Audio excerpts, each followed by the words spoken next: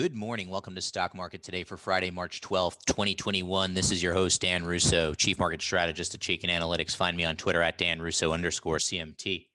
Stock Market Today brought to you today and every day by Chaikin Analytics. Head over to chaikinanalytics.com/today.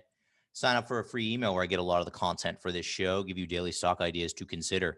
And that hits your inbox every trading day before the market opens. So, U.S. equities finished higher on Thursday with the Dow, the S&P 500, and the Russell 2000 marking record highs. Growth and momentum were the big outperformers from a factor perspective. At the sector level, tech, comm services, and consumer discretionary outperformed. Financials, staples, and industrials lagged the broader tape. Treasuries were mixed with the curve steepening. The dollar was flat versus the yen, but weaker against the euro and sterling. Gold finished little changed on the day. WTI crude closed up 2.5%. In Thursday's trading. Now, as we get to the desk this morning, S&P futures are down 60 basis points after Asia traded mixed overnight. European markets are mostly lower in early activity. Treasuries are weaker with the curve steepening, 10-year yield back at around the 1.6 level. Dollar is stronger on the major crosses. Gold is down 1.3%. WTI crude is off by 20 basis points to kick us off on a Friday morning that starts out with, as I said, record highs for SPY and IWM. Record highs, by definition, are not bearish. The trend remains up. All right. The trend remains to the upside. And SPY still has support at the 370, 380 zone, then 340 below that. Q's 300 holds as key support. Wondering now if new highs are to follow. IWM support in the 200 to 210 range held, and now we busted to new highs, 160 to 170 down below. SPY still has upside potential to the 413 level, and that's unchanged. Our views here are unchanged. Our base case was that the wavering trend would hold support and then work higher, and that's largely playing out. We're looking for the cues to follow. Now, pressure here this morning under on the futures. That's fine. We'll see how the day plays out. But thus far, the roadmap that we've been laying out continues to hold. We're going to see now next week could be interesting as there is a Fed meeting. So all eyes will be on that. But I think right now, the key themes are the kind of the factor rotation that we've been talking about. The size rotation as well from mega cap and into some of the smaller cap areas. None of this is new. It's been playing out. All eyes are going to be on interest rates here with the 10-year getting back above 160. Remember what we said, some of the key charts that we're looking at, Q's holding 300. Okay, so far so good. IEF holding 114. So far, so good. We may get another test this morning. And then the dollar, whether it's the Dixie 92 or UUP 25 to the upside, those are the levels that we're watching. We've walked through this thought process and this thesis, and we're going to continue to keep an eye on that in the final trading day this week and into early next week. So let's hit our market in a minute now. What are we writing about in the note today? Well, we touched on the first part already, the Dow. We didn't really show the Dow, but the Dow, S&P, and Russell 2000 traded to record levels. The Qs are testing their long-term trend line from below, and I think that that's important. So holding 300 was the first step in the stabilization process. Now, the next hurdle is to get back above our long-term trend line. I highlight this in our note to clients. Growth stocks are extended to the downside versus value, right? Like the growth to value rotation is well documented. I think at certain points, though, it becomes important to take a look and say, hey, is this getting a little overdone, at least in the near term? I think that case can be made. We'll take a look at the chart a little bit later on in the show. Semiconductors rally to a key inflation point. Not discussing it here. It's discussed in my note. However, and, semis held support similar to the Qs. The SMH held support at around the 220 level, and now it's rallied back to test its long-term trend line from below. And as I've said, futures point to a weaker open here today. Now let's look at the major indices from a power bar perspective. Solid day across the board. A lot of green on the screen. The Dow adds 62 basis points, 9-6 bulls to bears. S&P 500 strengthens, adds 1% on the day, 145 to 42 bulls to bears there. The NAS was your big outperformer on the day, up 2.3%, 21 to 18. So flips back to a bullish ratio. That's important. Small caps also an outperformer, 799 to 180, bulls to bears after adding 2.18%. Bonds down ticked on the day. Tech was your best performer. up about 2.2%. 22 to 7 bulls to bears. According to the Chaikin Power Bar, small cap stocks and large cap stocks are strongly bullish. Let's hit our stock of the day now. I thought it would be interesting, as I always like to do when certain areas of the market turn choppy, kind of drill down on those areas and say, where's the relative strength? What's holding up? So in the face of tech weakness over the past few weeks, CDW fits the bill of a name that has held up. CDW Corp, ticker symbol CDW, was up 2.27% yesterday. It's a strong trend above our rising long-term trend line.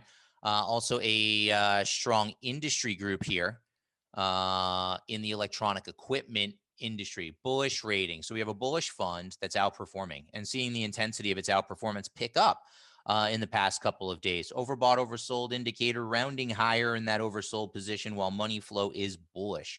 What I see here is a breakout consolidation. We'll check back, or a throwback is the proper term for what we're seeing here. A lot of people use the term pullback, myself included. But in teaching my class, I was reminded that this is called a throwback. A pullback is when there's a breakdown and then a check back up to the breakdown level. That's a pullback. This is actually a throwback. So a little useless knowledge for you. Doesn't matter what you call it. What we had was a breakout and then a retest of the breakout level, and now a reassertion to the upside within this consolidation just below high. So CDW is a name that is held up within the tech space while the tech group has been weak. So I always look for those names for potential opportunities, and we're calling that out today. As we hit our sector tracker, movement in the last 5 days, all green on the screen, so that's important. Obviously, listen, I know that there's a lot of back and forth. I know that there's, a lot of talk about bubbles out there. But the simple fact of the matter is 3 of the 4 major U.S. averages traded at a new record high yesterday. Okay, we can't argue with that. That's fact, right? We can debate whether or not there were bubbles, whether there are certain areas of the market that are frothy. Those are subjective for the most part. That's a subjective view for all else being equal. What's not subjective is the fact that 3 out of the 4 major market averages in the U.S. traded at record highs yesterday. That's not subjective. That's fact. That happened. That's definition of an uptrend. And then when we look at the sectors, they're all green. Okay, they're all green over the past 5 days of trading. So a little bit of confirmation there. Discretionary materials, REITs, and utilities at the top of the list. Energy, industrials, and tech in the middle of the road. Comms, fins, staples, and healthcare at the bottom. Okay, that's it. These are facts. They are. That is what is. Our industry in focus today is insurance services. Now, remember yesterday we in the charts we touched on the broker dealers and the exchanges. We said financials are much more than just the banks. And, kind of piling on that thought process is here's insurance services, also part of the financial sector, which over the past 6 months, they've outperformed the S&P by over 11% and have a really bullish power bar ratio at 36 to 3 bulls to bears. Currently ranked number 6 of 21 subsectors, and it's actually moved down 2 slots over the past week. So some of the indicative names there may warrant some more attention. NStar Group, ESGR, was very bullish. Arch Capital, ACGL, is very bullish. And MetLife, MET, is also very bullish. And all 3 are holdings of a fund that is very much up and to the right. Bullish ETF rating for KIE. We touched on the ratio already. Strong trend above a rising long-term trend line. Solid outperformance. Overbought, oversold indicator, middle of the road and working higher. The only kind of hiccup I can see is this wobbling or neutral Chaikin money flow reading. But, for all intents and purposes, this is a fund that's trading very much near a 52-week high. It's in a solid uptrend. This is your definition of higher highs and higher lows, your textbook definition of an uptrend, and it is very much in place. So another bullish data point, if you will, for the financial sector. Taking a look at the sector, yesterday's movers and shakers, not the sector tracker, or movers and shakers, gainers and losers in the S&P 500. Not a ton of news on the gainers side of the board. FCX, Freeport-McMoRan, is a bullish stock, up 8.75%, part of that commodity theme. Enphase has been well represented on both sides of the board this week, up 8.5% yesterday. Didn't see anything company specific there. Etsy up 7.25%. No news that I could find out. Align was the best performer in the XLV yesterday. Align tacked on 6.3% on the day. And Xilinx, a little bit of a semiconductor rebound. Xilinx is very bearish, but the stock did rally 6.2% yesterday. On the loser side of the board, GE, analyst revisions after earnings coming in a bit. Stock also caught a downgrade at OpCo, so we take 7.4% out of the stock. Oracle had broken to new highs, and then earnings came out, and the stock moves lower by 6.5%. Also caught a downgrade at SocGen, adding to the weakness on the day. NVR, part of the home builder group, has a bullish rating, down 4% after a downgrade from JP Morgan. Sealed Air, SEE, neutral stock, down 3.3%. Nothing company specific there. And Verizon down 2.75% on the heels of their analyst day. Some commentary out of there. Investors heard some things that they didn't like. So they took 2.75% out of the stock on the day. Let's dive into the charts now. Growth over value, or growth to value rotation. It's the theme. It's on everybody's mind. Now, the top was over 6 months ago. Let's be clear on that. That was September 2nd was the top, and we went choppy ever since. And if you look at some of the mega cap growth stocks, you'll see a very similar pattern at play. But we've now become somewhat extended to the downside relative to the 200-day moving average. So we're below the 200-day. The 200-day has gone from rising to flat, but we're extended below it for the time being, and hitting some near-term support for the ratio here. That all played out as the RSI of the ratio moved into an oversold position. Now, we've had a bit of a rebound from this near-term support level this week, which has taken the RSI out of that oversold position. So we'll see if the growth value ratio can build on that. And at the same time, it's kind of interesting. It's a very similar theme or dynamic in the market would be to look at the Qs against the SPY at the bottom of the chart there. And you can see after going sideways for 6 months, we are now testing support at those May-June highs. We'll see if that holds, right? These are interesting dynamics that are at play as the rotation continues to play out within the marketplace. I think that it's one of those things where if growth is going to reassert, you're likely to see it reassert from these levels. And if it fails and we break these levels, then you know that the rotation is still ongoing.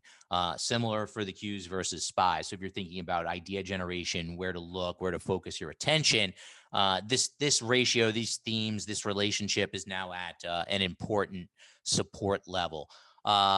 In line with that view, right? Remember, a lot of the growth over value trade was driven by copper gold rolling over, right? So as copper was lagging gold, i.e. investors were pricing in slower economic growth, we bid up the growth stocks. Now we've seen a reversal of that. We've seen copper outperforming gold as global economic growth is improving, and investors are pricing that into the marketplace. So when growth is improving, it's no longer scarce, less of a rush to own what actually is growing. So as you've seen the copper to gold ratio move higher and especially accelerate higher, you've seen growth lag value. Very simple dynamic. Now, you can make the case that we're stretched relative to the 200-day as we trade into a resistance zone on the ratio, while at the same time, we're getting confirmation from the backup in yields of investors pricing in better economic environment as the 10-year yield has backed up to about 2.52% as of yesterday's close, trading, a 1.52% as of yesterday's close, and trading at 1.6% here this morning. So just kind of themes, relationships, and kind of get an understanding that a lot of what we're seeing, right, there's a rationale behind it, and it is being confirmed by intermarket analysis and these intermarket relationships that we track on an ongoing basis. However, the risk on type environment that bodes well for equities in general, I think can be summed up right here. If we look at discretionary versus staples on an equally weighted basis, and we do this equally weighted to account for the fact that within discretionary, Amazon and now Tesla are ridiculously high weights.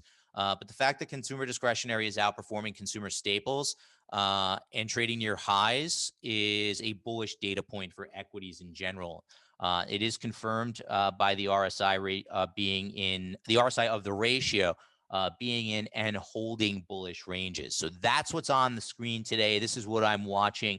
Our playbook, our roadmap, our base case continues to play out here for equities.